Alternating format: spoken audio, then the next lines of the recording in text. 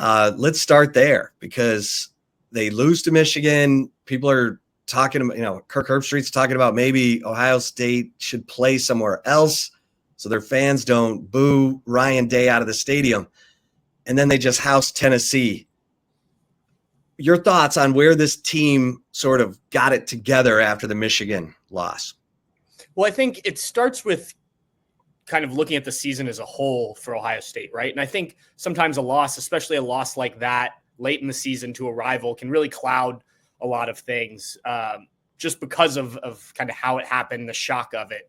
Like Ohio State played good football all year, right? They were the number 2 team in the country behind Oregon, who they lost to by 1 point on the road for almost the entire season until that loss to Michigan. So while I was still surprised with what it looked like against Tennessee and just how much you kind of flip the script from that Michigan game, I wasn't surprised that Ohio State had that in them because we'd seen it before, maybe just not as consistently as some people hoped. I mean, we talked all offseason. I'm sure you guys heard it down in Austin, about this roster and about Ohio State kind of going all in for a national championship this year with so many guys coming back and the guys they added from the transfer portal and Chip Kelly coming in as an offensive coordinator and all that stuff. So like it finally just all came together in a game where they were really fired up after losing to Michigan and they'd heard all the things you mentioned and they put out their best performance of the year. And then the question was, could they do it again against a team they'd already beaten or they'd already lost to, they'd already beaten them. And then you had the Rose Bowl performance. And now I think the next thing is, okay, now everyone's saying good things about you. Can you still find that motivation, that mental edge that they've had these last 2 games? Yeah, Patrick, it seems like Ryan Day and Chip Kelly have really found a good groove, especially with Will Howard, and he scares the crap out of me. I think the fact, which Rick mentioned, the fact that he's 0 against Texas just gives him extra juice and motivation. But when he touched down on Columbus, I had that same narrative about him, like, oh, he's not going to bring them to the promised land. And then you see in the last 2 games, the dude's been absolutely lighting it up. He's got the best 2 duo wide receivers in the nation, and Emeka and Jeremiah Smith, who's an absolute Megatron type of player. Talk about Will Howard and just how good he's been as of late to what you've seen in the postseason against what you saw in the regular season where he was a little up and down. Well, coming in, when Will Howard committed, I think it was actually almost exactly a year ago today. For me, watching Kansas State, going back and watching some of his film, like I had the same reaction as you did, Zay. Like, is this really the guy that you think's gonna get you over the top? I know Kyle McCord wasn't great a year ago, but you couldn't, it almost seemed like a like for like, one guy being maybe a little more mobile. And Will Howard talked about it during the offseason. Like it took him a while to adjust to Ohio State and kind of the speed that this offense plays at and the guys you mentioned around him. They just didn't have those weapons at Kansas State, right? So I think coming to this offense, learning from Ryan Day, learning from Chip Kelly, he's grown a lot. And I think if you went and watched like Will Howard at the end of last season versus Will Howard, even before the Michigan game, some of the games at the end of season, like he's definitely taken some positive steps. Some of the mistakes that he made at Kansas State aren't there. Now, they did crop up against Michigan. He did throw a bad interception against Penn State. He hasn't done that in the college football playoff. And obviously, he's throwing the ball as well as he ever has. We were having this conversation with some of the guys on the Ohio State beat. Like, if he plays this way through the playoff, like this is an NFL quarterback in the way he's playing right now. And you haven't seen that all the time.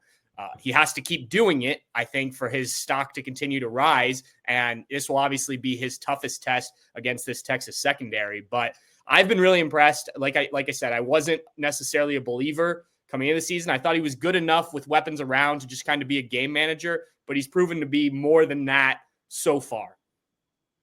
So Patrick, talking to Patrick Murphy, bucknuts.com on the 24/7 Sports Network. The Ohio State offensive line, it's been, they've had to sub, McLaughlin goes down at center. And then, who's the guy that they had us talk to? Luke Montgomery? Yep. I couldn't even find him in the, they don't put out it too deep. So no. It's not easy. But tell us what's going on with the offensive line and how you've seen them evolve? Well, they've had to evolve because it's been injuries. You mentioned one in Seth McLaughlin, but even going back before then, in the first half of the Oregon game, Josh Simmons, the left tackle who was moving his way up NFL draft boards from everything we were understanding, tears his ACL. And so they kind of have to go with a makeshift offensive line for the rest of that game. The next week, or 2 weeks later, they had a bye week. They put out Zen Michalski, who has a really bad game against Nebraska, and then he gets hurt. And so a week later, they're going against Penn State and Abdul Carter at defensive end, and they moved Donovan Jackson, the now 3-time All-Big Ten player, from left guard to left tackle. And it was a lot of like, how is this going to work? The guy's not played left tackle at the college level, hasn't played tackle at all at the college level. But he was able to kind of get through that game.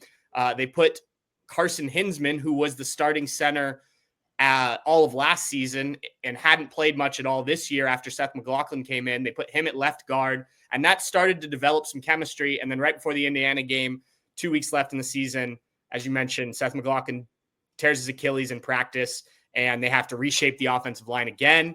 It struggles a little bit against Indiana, certainly struggles against Michigan. And that's kind of where this rotational play with the guards, you mentioned Luke Montgomery, he's kind of been the third man in, and he was the highest rated of the 2023 recruiting class, along with Austin Sareveld, who is starting at left guard.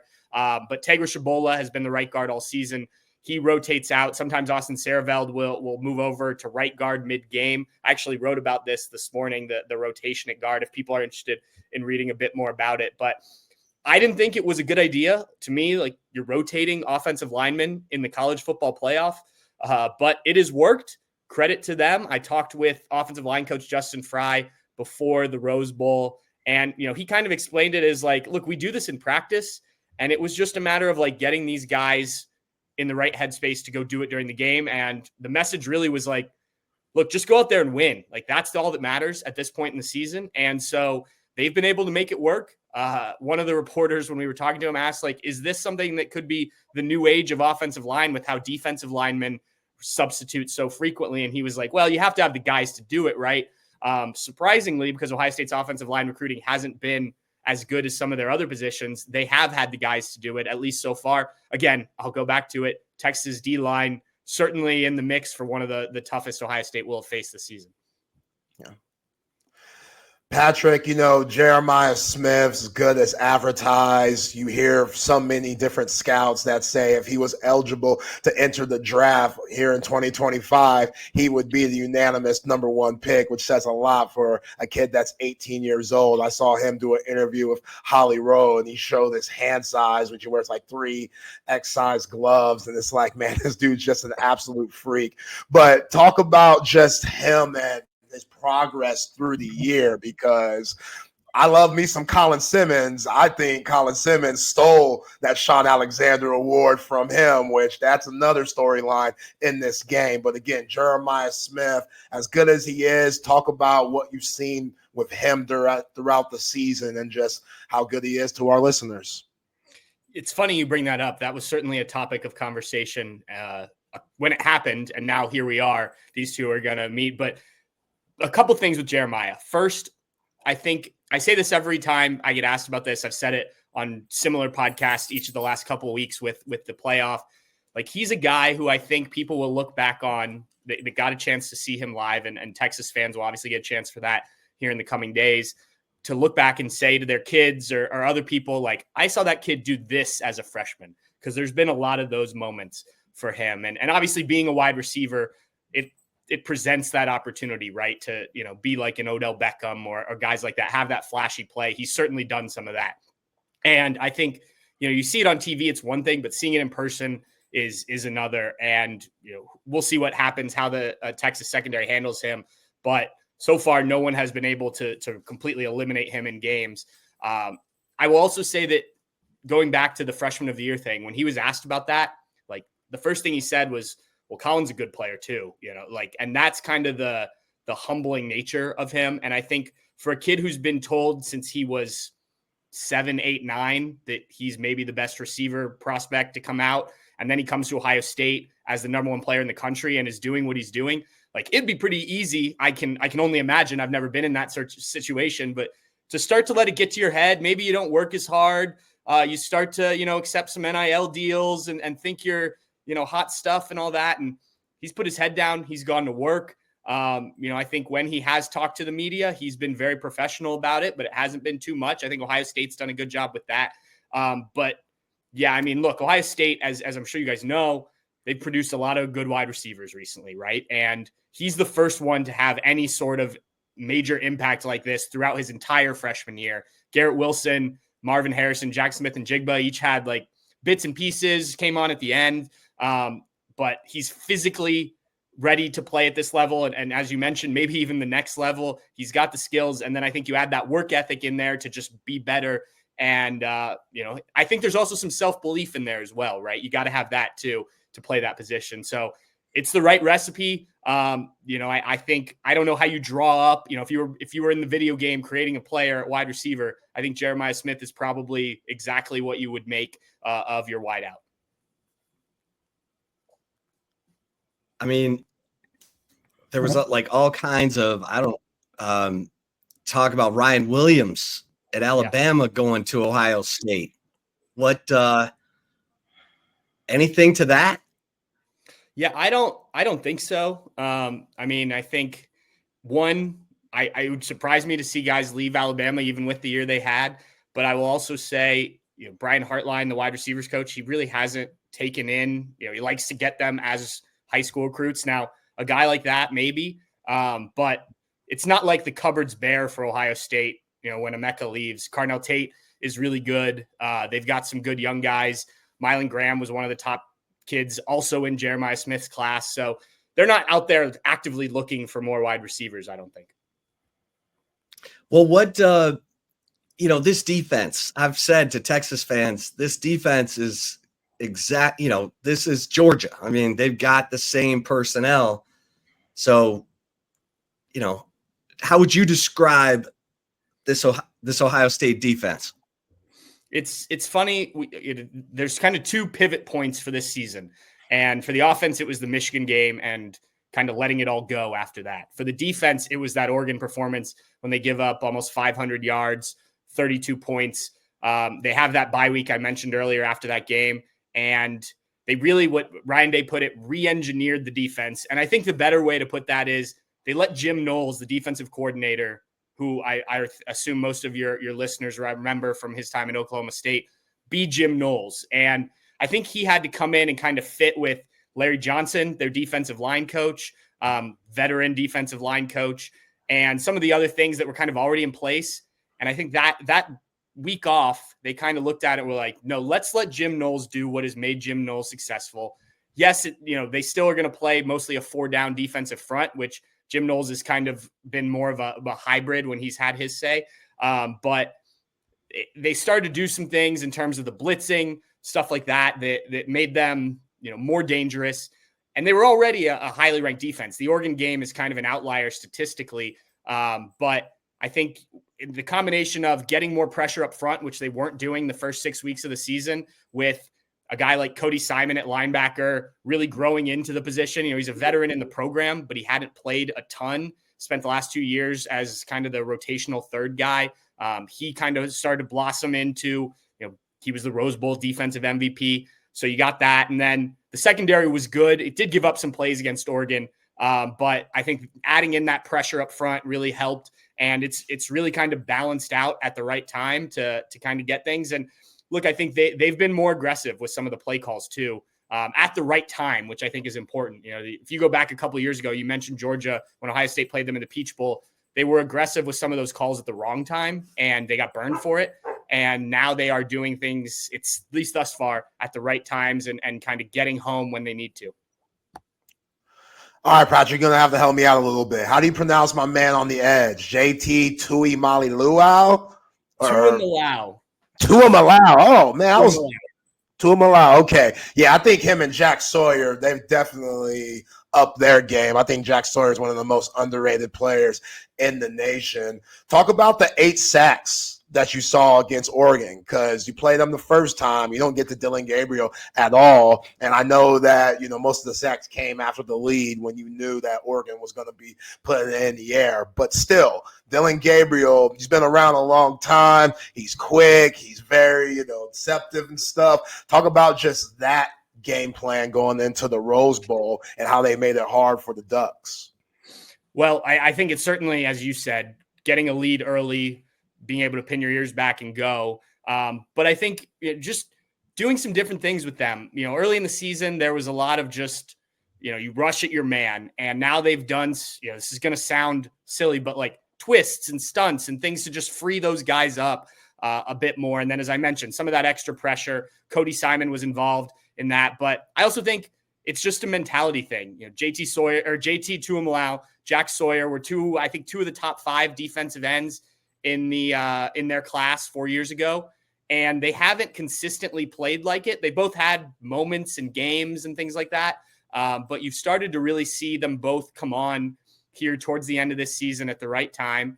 And I agree with you on Jack Sawyer. I think he probably doesn't get talked about enough. I'm interested to see what he does at the next level. But yeah, I mean, they have taken their game to another level individually. I also think some time off before the playoff run started helped. I know Tyleik Williams, their defensive tackle, had been dealing with some stuff. He was asked about that the other day, been kind of banged up. And so getting everybody a bit fresher, I think, helps some things. They have done some more rotation on the defensive line, bringing in some of the younger guys to help in kind of the last 4, 5, 6 games. So I think that, too, in a game, you come out and hey, I give it my all these 4 or 5 plays, whatever. I can come out. The next guy comes in, and those guys have played well too, which I think helps the confidence to put them in the games. So kind of a combination of things, but ultimately those 2 guys you mentioned, they're really talented players who haven't played it enough in their Ohio State career. And these last few games, they've brought it, no doubt about it. Patrick Murphy, bucknuts.com, talking about the Ohio State Buckeyes. Patrick, if Texas is going to win this game, what has to happen? Well, I think you've got to figure out a way to slow down this passing attack for Ohio State. And Jeremiah Smith, obviously, as we talked about, is key in that. But as we mentioned, they have other guys. So, I don't know when they're if Will Howard is throwing the ball that way, I think probably getting pressure on him is the best way to try and slow things down on that side of the ball. Defensively, I think Ohio State has played really well, but you have seen them play both offenses, Tennessee and Oregon, that were a bit banged up. Tennessee came in without a couple receivers. Their star running back gets hurt partway through the first half. Similar against Oregon, where Evan Stewart doesn't play, and then Jordan James gets banged up during the first half. So as good as the numbers look for Ohio State these last 2 games, they haven't played a full strength offense. Now, I think if you were to ask the Ohio State defense about it, they think that they would still have done something similar, but you can only do what you can do. So I think there are, possible, if you test these cornerbacks, Davison Igbinosun has been known to commit a pass interference penalty or 3. He was the most penalized defensive player in the country, I believe, through the entire regular season, though someone may have caught up there at the end. I didn't check it after the Michigan game, but certainly in that conversation, I mentioned Denzel Burke getting burned a couple times against Oregon with their speedy receivers. So that's certainly an area I think you can at least attempt to attack these guys. Neither Oregon, because Evan Stewart was out, nor Tennessee really had the horses to do it. So, they've played well, no doubt about it. But it hasn't been the same kind of test that maybe the stats reflect based on what the personnel has been. Patrick, Chip Kelly, I thought he was washed. I thought his career was over, and just the college football game evolving has passed him by. I mean, the UCLA tenure was absolutely atrocious. Then you got former players from his NFL days like Deshaun Jackson and LaShawn McCoy completely dragging them through the mud. But here he is as offensive coordinator for the Buckeyes, and he's given Ryan Day and this squad new life. What have you seen with Chip Kelly, touching down on campus and what he's brought to the program? I think a lot of what Chip Kelly was looking for in this job. Obviously leaving a head coaching job to become an offensive coordinator. And he's talked about this, was he just wanted to coach ball. He didn't want to deal with NIL or, all the other kind of BS that head coaches have to deal with now. He also has a long-time relationship with Ryan Day. They're from the same hometown. He coached him in high school football, college football at New Hampshire. So their relationship, I think, plays a big part as well.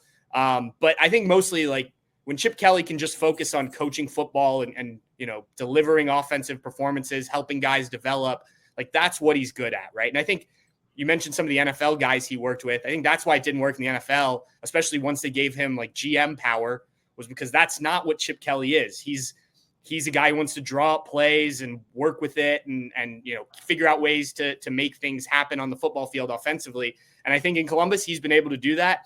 And he probably has the best weapons he's ever worked with, if we're being honest, at least at that level. His Oregon teams were obviously really good, but they didn't have some of the size that Ohio State has. It was a lot of smaller guys that they got in space and things like that, almost a little gimmicky at times. In the NFL, he certainly had talent at that level, but did he have elite level talent across the board? Maybe one of the years with the Eagles, but I think, at Ohio State, obviously, and, you could say this about all of the programs still left, like you're working with a different level of guys at this college level. And I think that's helped him have success too. So I think it's just been kind of a really good situation all in all. And he's gotten back to what makes him happy, which I think is another part of it that maybe we don't think about as much, but these are people, right? And so enjoying what you're doing, I think also plays a part in how well you do it. Good point. All right, Patrick. Special teams. Yeah. Texas is trying to scrape its kicker's confidence up off the turf. I'm looking at Jaden Fielding. He's 6 of 7 on field goals from 40 to 49 yards. Joe McGuire, the return game. Give us your thoughts on Ohio State's special teams. We could do a whole podcast on this if we want to. So Ohio State had really struggled on special teams the last 2 years. They fired their special teams coach and then kind of did each assistant has a special teams role approach to it. And there was this talk all offseason about this renewed focus in special teams and things like that. And I will say it's been better, but Ohio State had its first punt return for a touchdown in 10 years earlier this season. 10 years with weapons that Ohio State's had. And it was Caleb Downs who had to do it, a guy who wasn't even on the team a year ago. This was a big deal. And it was funny because that's the type of thing that should happen at least once a season at a place like Ohio State. They still haven't had a kick return for a touchdown, though there's not as many of those these days. The kicking was going really well, or at least well enough for a team that doesn't kick a lot. And then the Michigan game happened and Jaden Fielding missed 2 makeable field goals. I put that more down on the pressure that Ohio State puts on that game, especially being 0-3 the 3 previous years, more so than Jaden Fielding all of a sudden forgot how to kick. It was a similar thing to the coaching staff didn't forget how to coach. The team didn't forget how to play good football. I just think there was a lot of weirdness in that game. And then Joe McGuire he was a walk-on, actually. He's from Australia, as most of them are, but a walk-on, not the guy that most people expected to be the punter. They have a freshman named Nick McLarty who has a huge leg, but he'd never played American football before, was an Aussie rules guy, came over this offseason and was just really inconsistent during fall camp. Sometimes it went 80 yards and sometimes it went out of bounds for a 10-yard net. So Joe McGuire's been the guy. It's been good enough, I would say, but he doesn't have a cannon for a leg. His placement is solid, but he's not, I think, what you would expect from, a top, power 4 level punter, but they've been able to get by with him, I would say. Yeah. Patrick, seeing Quinn Ewers, his first stop coming from South Lake Carroll, obviously being in Columbus for what it seemed like just a nap. And now he's back down, playing for the University of Texas, his home state and dream school. Talk about what you've seen and how he's evolved from when he was on campus at Ohio State to now being the starting quarterback at Texas, breaking a lot of records here on the 40 acres and facing the Ohio State Buckeyes in the Cotton Bowl. I'm glad to see that things have worked out well for Quinn. We didn't really talk to him much when he was here. I don't know if we talked to him at all, but I remember in recruiting and whatnot, really just enjoying him and obviously his play as a high school player. Once he committed to Ohio State, kind of following that more. So I'm glad to see that he has, I don't know if necessarily lived up to the hype. It's hard to live up to the hype of being the top overall player. But I think he's, as you mentioned, he's done really good things for Texas and obviously playoff semifinal these last 2 years. I think this is an interesting kind of possible end to his story at Texas. Whichever team wins, I think beating Ohio State along the way or playing Ohio State along the way kind of bookends things nicely. And, I think this is a quarterback just like in the last round for Ohio State against Dylan Gabriel that you have to be really aware of and some of the things he can do. You mentioned, I heard you talking earlier about, kind of the clutch gene that he's shown recently.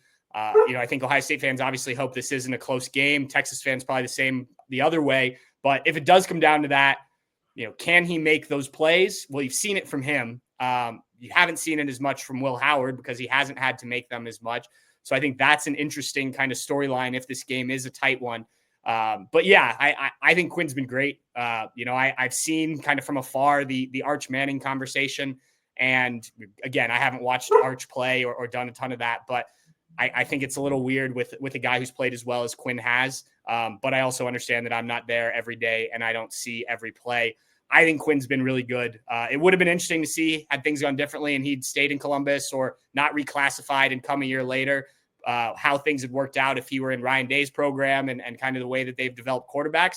But I think the trajectory is probably similar with what he's gone through down at Texas and doing it as kind of the hometown kid, which is another cool story. All right, Patrick, you got a feel for this one? You got a feel for how this one goes? Little prediction?